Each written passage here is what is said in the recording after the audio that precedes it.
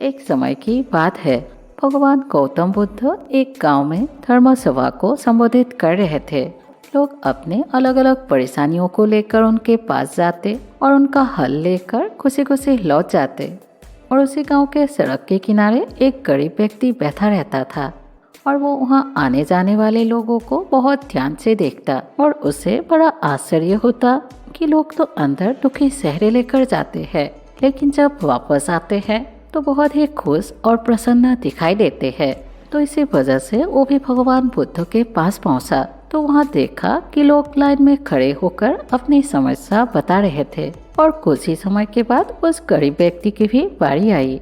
तो वो सबसे पहले भगवान बुद्ध को प्रणाम किया और फिर कहा कि मैं गरीब क्यों हूँ। तब भगवान बुद्ध उसे मुस्कुराते हुए कहा कि तुम गरीब और निर्धन इसीलिए हो क्योंकि तुमने आज तक किसी को भी कुछ नहीं दिया।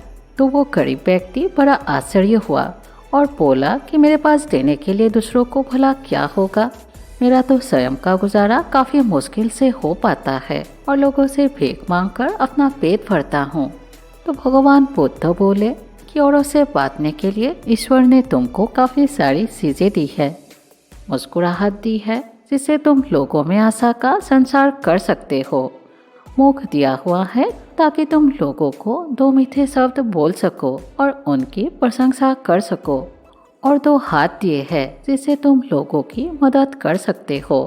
ईश्वर ने जिसे ये तीन चीजें दी है वो कभी भी गरीब और निर्धन नहीं हो सकता। ये निर्धनता का विचार आदमी के मन में होता है और ये सिर्फ एक भ्रम होता है और इस भ्रम को निकाल देना ही हमारी जिंदगी का मकसद होना चाहिए। अगर तुम अपने मन में गरीब होने का भाव आने दोगे तो वो तुम्हारी गरीबी का कारण बनेगा, और इसे अगर दूर कर दिया तो तुम्हारी गरीबी भी एक ना एक दिन दूर हो जाएगी। तब वो गरीब आदमी बहुत खुश हुआ और इस उपदेश को अपने जीवन में उतारा, जिससे वो कभी भी और दुखी नहीं हुआ। तो हमारी जिंदगी में भी ऐसे काफ़ी सारी चीज़ें हैं जिससे हम गरीब नहीं हैं। पैसे वाले इंसान भी इतने अमीर नहीं हैं। अगर वो किसी इंसान के चेहरे पर मुस्कुराहट नहीं ला सकता या वो किसी इंसान की मदद नहीं कर सकता, अगर आपके पास दो हाथ है जिससे आप लोगों की हेल्प कर सकते हो, आपके पास पैर है जिससे आप चल सकते हो, अगर आपके पास एक प्यारी सी मुस्कान है जिससे आप लोगों को खुश कर सकते हो, तो सबसे ज़्यादा अमीर आप हुए।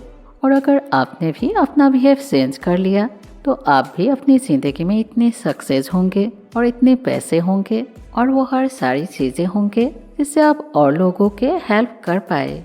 So wish you for your happy and successful life. Thank you.